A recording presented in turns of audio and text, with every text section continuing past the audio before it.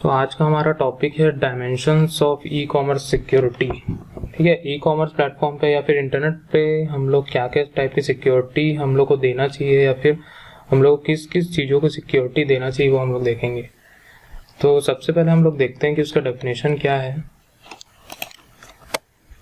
तो सिक्योरिटी हम लोग को क्या क्या चीज़ों पे देना चाहिए जो हम लोग इंटरनेट पे यूज़ करते हैं। जनरली हम लोग बहुत सारी चीज़ें यूज़ करते हैं इंटरनेट पे, जैसे कि हम लोग ट्रांजैक्शन करते हैं, ई बिजनेस करते हैं या फिर हम लोग ई कॉमर्स वेबसाइट्स को यूज़ करते हैं।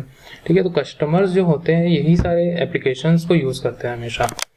तो हम लोग को यही देखना है कि किस किस चीज़ों को हम लोग फोकस करके हम लोग एक ई कॉमर्स को या फिर इंटरनेट को सिक्योर कर सकते हैं। ठीक है, तो सबसे पहला पॉइंट इसमें आता है हमारा कॉन्फिडेंशियलिटी। कॉन्फिडेंशियलिटी मतलब क्या होगा कि हम लोग बहुत सारे कॉन्फिडेंशियल डेटा जो हमारे कुछ पर्सनल हो या फिर हम लोग कुछ बिजनेस से रिलेटेड देखेंगे या फिर हम लोग कोई ऐसा डॉक्यूमेंट्स कुछ शेयर कर रहे हैं जिससे हम लोग का कुछ डेटा लॉस होने के चांसेस है। ठीक है, तो यहाँ पे हम लोग जैसे कॉन्फिडेंशियल डेटा की अगर बात करें तो बहुत सारे कॉन्फिडेंशियल डेटा हमारे पास होते हैं। जैसे कि हम लोग कोई भी ई कॉमर्स वेबसाइट पे लॉगिन करते हैं तो हम लोग वहाँ पे यूज़र नेम पासवर्ड डालते हैं। ठीक है, तो हम लोग के यूज़र नेम पासवर्ड ईमेल, ठीक है, तो ये सारी चीज़ें बाहर लीक नहीं होनी चाहिए। सेकेंड चीज़, जैसे कि हम लोग इंटरनेट बैंकिंग यूज़ करते हैं, इंटरनेट बैंकिंग भी हम लोग यूज़ करते हैं तो उसके जो यूज़र नेम पासवर्ड होता है, ठीक है, तो बहुत सिक्योर होता है। और कुछ कुछ हम लोग को, जैसे कि हम लोग ICICI बैंक का क्रेडिट कार्ड यूज़ कर रहे हैं या फिर डेबिट कार्ड यूज़ कर रहे हैं, ठीक है, तो उसमें 3D सिक्योर पिन होता है, तो वो पिन भी कहीं लीक नहीं होना चाहिए। ठीक है, तो 2-3 टाइप की सिक्योरिटीज़ होती है। तो ये सारे डिटेल्स होते हैं जो भी हम लोग यूज़र नेम पासवर्ड OTP से रिलेटेड हम लोग जो देखते हैं।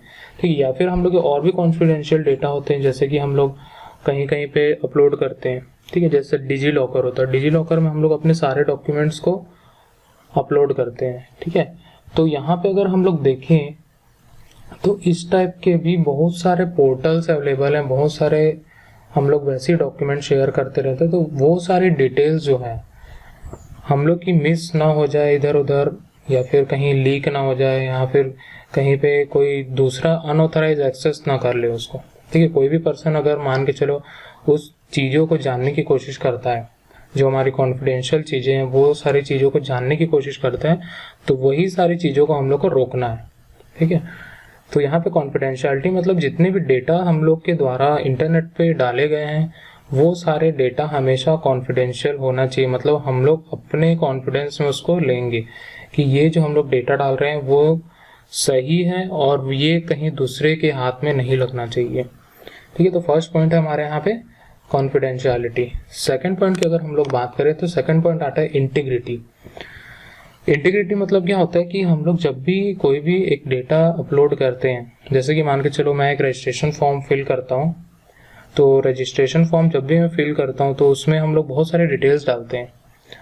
बहुत सारे डिटेल्स का मीन्स जैसे कि हम लोग नेम, लास्ट नेम, ठीक है, एड्रेस डाल रहे हैं, मोबाइल नंबर डाल रहे हैं, ईमेल आईडी डाल रहे हैं, फ़ोन नंबर डाल रहे हैं, डेट ऑफ बर्थ डाल रहे हैं, हम लोग अपने एजुकेशनल डिटेल्स डालते हैं, कुछ पर्सनल डिटेल्स डालते हैं। ठीक है, तो इस टाइप की डिटेल्स जो हैं वो सारे हम लोग फिल करते हैं और यही सारे डिटेल्स कहाँ पे जाके सेव होते हैं, हम लोग के डेटाबेस में जाके सेव होते हैं। ठीक है, तो डेटाबेस में जो इंफॉर्मेशन स्टोर हुई है सेम डेटा स्टोर हुई होगी जो हम लोग वहाँ पे एंटर किए हैं। ठीक है, तो यहाँ पे जो भी हम लोग एक क्लाइंट कंप्यूटर से डेटाबेस सर्वर तक वो जाएगा, मतलब कोई ना कोई नेटवर्क यूज करके वो डेटा ट्रैवल होगा। तो हम लोग को वो डेटा जो है जो भी वहाँ से ट्रैवल हो रहा है, ठीक है, तो जो कंप्यूटर से हम लोग फिल किए या फिर जो भी मोबाइल फ़ोन से हम लोग फिल किए हैं और वहाँ जाके सेव होने तक, मतलब डेटाबेस में सेव होने तक वो कहीं पे भी चेंज नहीं होना चाहिए। ठीक है, कैसे नेटवर्क में मान के चलो हम लोग नेम डाले हैं और नेम जाके वहाँ पे चेंज हो गया, कुछ और नेम चले गया। ठीक है, कभी कभी टेक्निकल इश्यूज के कारण इस टाइप से होता है, लेकिन जनरली हम लोग जो भी डिवाइस से या फिर कंप्यूटर से डेटा फिल करते हैं वो अगर डेटाबेस में जाके सेव होगा तो ये सारी चीज़ें सिक्योर होती है। ठीक है। तो इंटीग्रिटी मतलब क्या होगा कि जहाँ पे भी डेटा होगा, ठीक है, जो भी हम लोग डेटा अपलोड किए होंगे एग्जैक्ट सेम डेटा हम लोग को मिलेगा। अगर सेम डेटा नहीं मिलता है मतलब इंटीग्रिटी मेंटेन नहीं है, ठीक है। अगर डेटाबेस की हम लोग बात करें या फिर नेटवर्क की बात करें तो नेटवर्क और डेटाबेस दोनों में ही हम लोग को इंटीग्रिटी मिलती है, ठीक है। तो डेटाबेस मैनेजमेंट सिस्टम की बात करें या फिर हम लोग किसी भी डेटाबेस की बात करें, कोई भी डेटाबेस, MySQL हो गया, SQL सर्वर हो गया, Oracle हो गया, ठीक है। तो यहाँ सारे चीज़ों में हम लोग को एक इंटीग्रिटी की एक फैसिलिटी मिलती है, जहाँ पे भी डेटा होगा सेम होगा। नेक्स्ट हम लोग देखते हैं अवेलेबिलिटी। अब अवेलेबिलिटी मतलब क्या होगा कि जो भी हम लोग ई कॉमर्स कर रहे हैं या फिर बिजनेस चला रहे हैं या फिर कोई कुछ भी हम लोग कर रहे हैं, ठीक है। जैसे मान के चलो मैंने एक कंपनी स्टार्ट की, उस कंपनी को मुझे 10 साल हो गया, ठीक है। तो वो 10 साल में अगर मुझे मान के चलो मुझे फर्स्ट 5 ईयर्स का मतलब पहले 5 साल के मुझे डेटा चाहिए कि मैंने कितना सामान बेचा था, कितना मैंने रॉ मटेरियल खरीदा था, कितना मुझे प्रॉफिट हुआ, कितना मैंने टैक्स दिया, ठीक है। ये सारी चीज़ें कि मुझे डिटेल्स चाहिए, मतलब जो भी इंफॉर्मेशन हम लोग स्टोर करके रखें वो हम लोग को चाहिए। तो हम लोग क्या करेंगे, कहीं ना कहीं उसको मेंटेन करके रखेंगे, या तो रजिस्टर वगैरह मेंटेन करके रखेंगे या तो कंप्यूटर में मेंटेन करके रखेंगे, ठीक है। तो जो भी डेटा हम लोग मेंटेन कर रहे हैं ई कॉमर्स में वो सारे डिटेल्स हम लोग को मिलने चाहिए जब भी हम लोग की रिक्वायरमेंट होगी तब। अगर मान के चलो मुझे आज के डेट में कोई मुझे एक थोड़ी सिचुएशन मेरी ऑड हो गई, मान के चलो मेरा प्रॉफिट जो है वो नहीं हो रहा है, मैं लॉस में जा रहा हूँ, ठीक है। तो अगर मैं पहले के डेटा देखूंगा, अगर मैंने पहले 10 साल के डेटा देखे, कभी इस टाइप का सिचुएशन आया तो हम लोग उस समय क्या किए थे, ठीक है, उसका रिपोर्ट हम लोग को मिले तो हम लोग क्या कर सकते हैं, इस टाइम के सिचुएशन को हैंडल कर सकते हैं और आगे की जो भी फोरकास्टिंग है, मतलब जो भी आगे प्लानिंग करनी होगी वो सारे हम लोग पिछले डेटा को देख के हम लोग कर सकते हैं। तो ये तभी पॉसिबल हो पाएगा जब हम लोग के पास सारे डेटा अवेलेबल होंगे। तो अवेलेबिलिटी मतलब यही बोल रहे हैं कि जो भी डेटा हम लोग स्टोर करके रख रहे हैं वो हमेशा एक्सेसिबल होंगे जब भी हम लोग को उसकी ज़रूरत पड़ेगी। ऐसा नहीं कि हम लोग 10 साल अगर बिजनेस कर लिए तो हम लोग पुराने 9 साल के डेटा को डिलीट कर दिए, वैसा हम लोग नहीं करते हैं यहाँ पे। तो अवेलेबिलिटी का मतलब यही होता है कि जब भी हम लोग को कोई भी डेटा की ज़रूरत पड़ती है तो वो अवेलेबल होना चाहिए। नेक्स्ट पॉइंट की अगर हम लोग बात करें तो नेक्स्ट पॉइंट है ऑथेंटिसिटी। ऑथेंटिसिटी मतलब क्या होगा कि कोई भी पर्सन जिसको हम लोग कोई अधिकार दे के रखे हैं वही उसको इस्तेमाल कर सकता है। जैसे हम लोग का मोबाइल फ़ोन है, तो मोबाइल फ़ोन हम लोग क्या है कि खुद ही यूज़ करते हैं। अगर हम लोग किसी को अधिकार दे के रखे, जैसे कि हम लोग के पेरेंट्स है या फिर कोई भाई बहन है, हम लोग उसको बोले कि चलो तुम भी यूज़ कर सकते हो मेरा मोबाइल फ़ोन, तब उसको अधिकार है कि वो यूज़ कर सकता है, उसमें सारी चीज़ें कर सकता है, कॉल कर सकता है, मैसेज कर सकता है, फेसबुक चला सकता है, इंस्टाग्राम चला सकता है, सारी चीज़ें वो कर सकता है। अगर मान के चलो किसी कोई और पर्सन जिसको उस मोबाइल फ़ोन को एक्सेस करने का अधिकार नहीं है, अगर वो भी एक्सेस करना चाहे, मतलब हो सकता है कि वो उसको नुकसान पहुंचाना चाहता है या वहाँ से कुछ ऐसी एक्टिविटी कर दे जिससे हमारा कुछ ब्लॉक हो जाए, या फिर कोई गलत पोस्ट कर दे उसमें से, या तो किसी गलत मैसेज कर दे, किसी को गलत कॉल कर दे, इस टाइप के चांसेस होते हैं, ठीक है। तो ऑथेंटिसिटी मतलब यही बोलता है कि एक ऐसा मैकेनिज्म होता है जिसके थ्रू कोई भी यूज़र को एक्सेस की रिक्वायरमेंट परमिशन दी जाती है, ठीक है। जैसे कि मान के चलो मैं कोई भी ई कॉमर्स को, फ्लिपकार्ट को, अमेज़ॉन को, फेसबुक को, इंस्टाग्राम को कब यूज़ कर सकता हूँ, जब मेरा अकाउंट उस वेबसाइट पे बना होगा।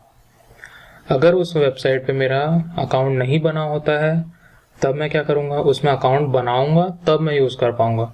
जब तक मुझे उसका एक्सेस नहीं मिलेगा, मतलब मुझे यूज़र नेम पासवर्ड ऐसा कुछ नहीं मिलेगा, तब तक मैं क्या कर सकता हूँ, उसको यूज़ नहीं कर सकता, ठीक है। तो यूज़ करने के लिए मुझे ऑथेंटिक अकाउंट चाहिए, तभी मैं उसको यूज़ कर सकता हूँ, ठीक है।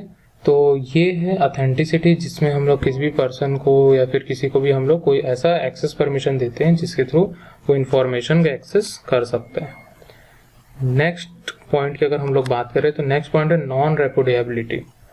यहाँ पे हम लोग देखते हैं कि जैसे कि हम लोग कोई भी कॉन्ट्रैक्ट बनाए, ठीक है, जैसे हम लोग कोई भी बिजनेस कर रहे हैं, उसमें 2-3 सेलर है हमारे पास, सेलर से हम लोग कुछ कुछ प्रोडक्ट्स हमेशा लेते हैं।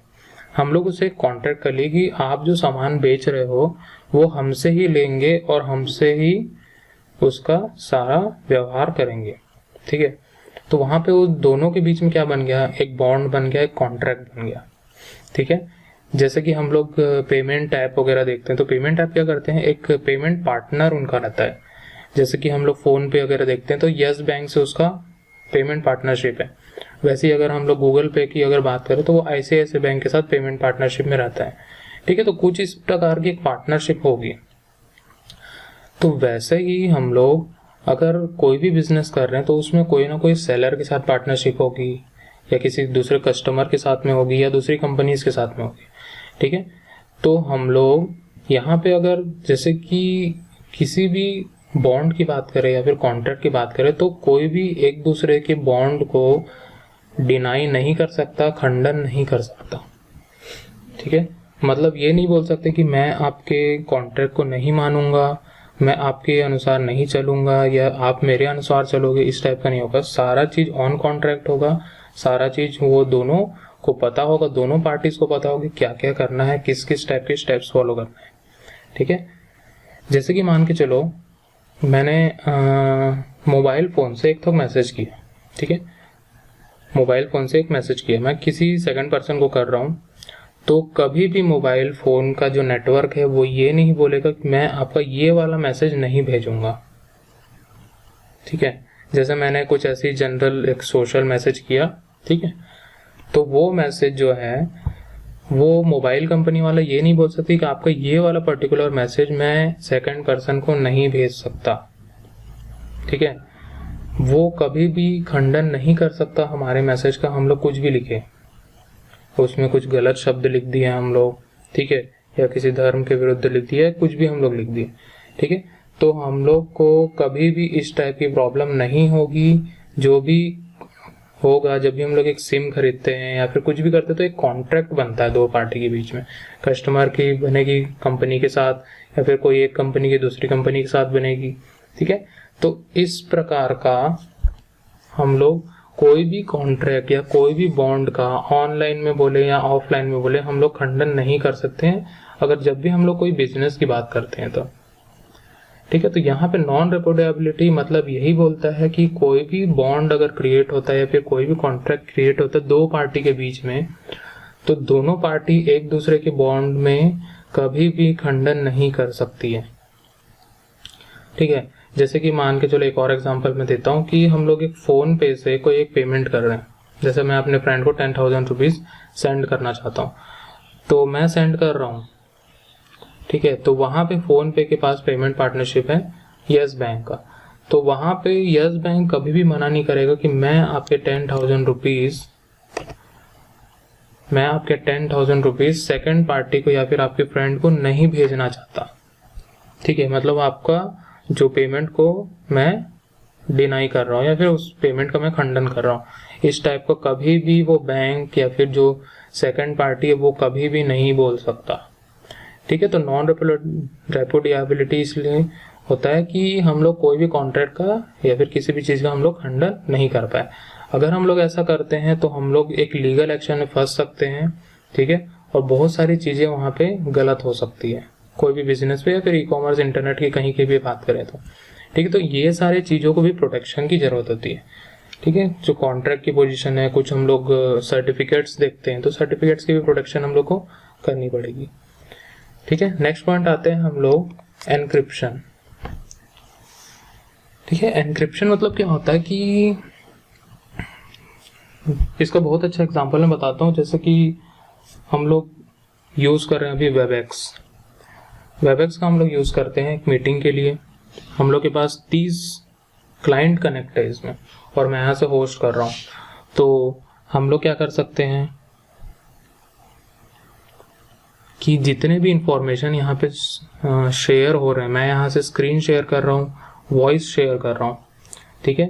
तो जो भी मैं स्क्रीन शेयर कर रहा हूँ या फिर वॉइस शेयर कर रहा हूँ, दोनों के दोनों एनक्रिप्टेड होंगे। इसका मतलब क्या होगा कि हम लोग यहाँ से स्क्रीन शेयर कर रहे हैं, वो मेरे से निकल के वो आप लोग तक पहुँच रहा है। तो जब ये स्क्रीन शेयर होगा, ठीक है, तो सबसे पहले ये जो स्क्रीन में इंफॉर्मेशन है, जो भी स्क्रीन में डेटा जा रहा है, वो किसी और फॉर्मेट में चेंज हो जाएगा।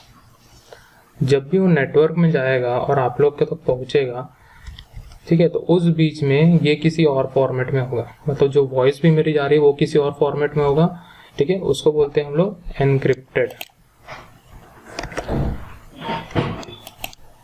ठीक है, एनक्रिप्टेड हम लोग बोलते हैं, एनक्रिप्टेड फॉर्मेट में वो जाता है। वैसे सेकंड की हम लोग बात करें तो सेकंड, जैसे ही हम लोग के पास क्लाइंट के बाद जो आप लोग कनेक्ट हो, उन लोग के पास क्या पहुंचेगा, जो हमारा स्क्रीन का डेटा है, जो हमारा वॉइस है, वो पहुंच रहा है। तो वो सॉफ्टवेयर क्या करेगा, जो क्लाइंट सॉफ्टवेयर इंस्टॉल करके रखे हैं लोग मोबाइल फ़ोन में या फिर किसी में भी, तो वो क्या करेगा कि वो अपने डेटा को जो भी एक्सेप्ट कर रहा है उसको डिक्रिप्ट करेगा। ठीक है, तो जो भी यूज़र है हम लोग, ठीक है, जैसे कि मान के चलो, इसका बहुत अच्छा एग्जांपल मैं बताता हूँ। जैसे जब भी हम लोग व्हाट्सएप पे मैसेज करते हैं, तो जब भी पहली बार व्हाट्सएप मैसेज करते हैं तो ऊपर पहले लिखे रहता है कि दिस चैट इज एनक्रिप्टेड। ठीक है, तो उसका मतलब क्या होता है कि जो भी हम लोग वहाँ मैसेज भेज रहे हैं, तो वो मैसेज जो होगा वो ओरिजिनल मैसेज न जाके कुछ और मैसेज जाएगा, जब तक वो दूसरे के मोबाइल तक नहीं पहुँच जाता। जैसे ही दूसरे के मोबाइल में पहुँच जाएगा, वो वापस अपने फॉर्मेट में आ जाता है, मतलब ओरिजिनल मैसेज में आ जाता है। ठीक है, तो एनक्रिप्शन के बारे में हम लोग पूरा डिटेल में पढ़ेंगे क्रिप्टोग्राफी के टॉपिक पे। ठीक है, क्रिप्टोग्राफी एक ऐसा चीज है जिसके अंदर एनक्रिप्शन, डिस्क्रिप्शन और एक दो चीजें और रहती है, जिसके बारे में हम लोग पूरा डिटेल में पढ़ेंगे। ठीक है, तो जब भी हम लोग कोई इंफॉर्मेशन सेंड करने की बात करते हैं कोई भी नेटवर्क में, तो वो इंफॉर्मेशन जो होता है एनक्रिप्टेड फॉर्मेट में होता है, मतलब ओरिजिनल फॉर्मेट में ना होगे, कोई और फॉर्मेट भेज सकते हैं। इससे फायदा क्या है कि हम लोग जो ओरिजिनल मैसेज भेजे हैं वो कुछ और फॉर्मेट में गया है, वो कोई दूसरा नहीं पढ़ सकता। ठीक है, वो जिसको हम लोग भेज रहे हैं सिर्फ और सिर्फ वही पढ़ सकता है, या फिर मैं जो भेज रहा हूँ वही पढ़ सकता हूँ। ठीक है, मतलब जो भेजने वाला और जो रिसीव करने वाला, वो दोनों ही उस मैसेज के बारे में जानते हैं, कोई थर्ड पर्सन उस मैसेज के बारे में नहीं जान पाएगा। ठीक है, तो यहाँ पे जो भी इंफॉर्मेशन स्टोर होती है ऑनलाइन में, तो हर इंफॉर्मेशन जो होती है वो एनक्रिप्शन लगा के स्टोर की जाती है। ठीक है, जब भी हम लोग इंटरनेट बैंकिंग में लॉगिन करते हैं, ठीक है, जब भी हम लोग उसका पासवर्ड डालते हैं, कभी ध्यान से देखना आप लोग कि जब भी हम लोग उसमें पासवर्ड डालते हैं, हम लोग पासवर्ड डाले 8 कैरेक्टर्स का, लेकिन हुआ क्या, वो जैसे हम लोग 8 कैरेक्टर डाले, एंटर प्रेस किए, वो कम से कम 15 से 20 कैरेक्टर्स का बन जाता है ऑटोमेटिक। तो वहां पे जो पासवर्ड जा रहा है वो एनक्रिप्टेड फॉर्मेट में जा रहा है। ठीक है, एनक्रिप्टेड फॉर्मेट का हम लोग देखेंगे कुछ कि किस किस टाइप का यहाँ पे होता है, वो सारे हम लोग क्रिप्टोग्राफी नाम के टॉपिक में हम लोग देखेंगे। नेक्स्ट टॉपिक पे हम लोग चलते हैं। नेक्स्ट पॉइंट है यहाँ पे ऑडिटेबिलिटी। ऑडिटेबिलिटी मतलब क्या होगा कि जब भी हम लोग कोई ऑडिट करते हैं, ठीक है, जैसे कोई भी बिजनेस कर रहे हैं, ई कॉमर्स बिजनेस कर रहे हैं, ठीक है, या इंटरनेट पे कोई बिजनेस कर रहे हैं, या कोई फिजिकल बिजनेस हम लोग कर रहे हैं, तो सभी के सभी में पर्टिकुलर 6 महीने में, 1 साल में एक ऑडिट होता है। ऑडिट मीन्स क्या होगा, सिर्फ और सिर्फ वो रिकॉर्ड चेक करेगा कि आपने बिजनेस जो भी कर रहे हैं उसका सारा रिकॉर्ड मेंटेन है कि नहीं है। तो यहाँ पे भी ऑडिटेबिलिटी मतलब क्या होगा कि ई कॉमर्स वेबसाइट जो है, या फिर हम लोग कोई भी बिजनेस कर रहे हैं, सबके डेटा अच्छे से रिकॉर्ड होने चाहिए। मीन्स क्या होगा कि हम लोग कोई भी परचेज कर रहे हैं तो उसके सारे रिकॉर्ड मिलने चाहिए, सेल कर रहे हैं उसके रिकॉर्ड मिलने चाहिए, कितना प्रॉफिट हुआ उसके रिकॉर्ड मिलने चाहिए, कितने कस्टमर रजिस्टर्ड है, कितने कस्टमर लोग विजिट कर रहे हैं, कितनी इंक्वायरीज आ रही है, सारा चीज हम लोग के रिकॉर्ड में होना चाहिए।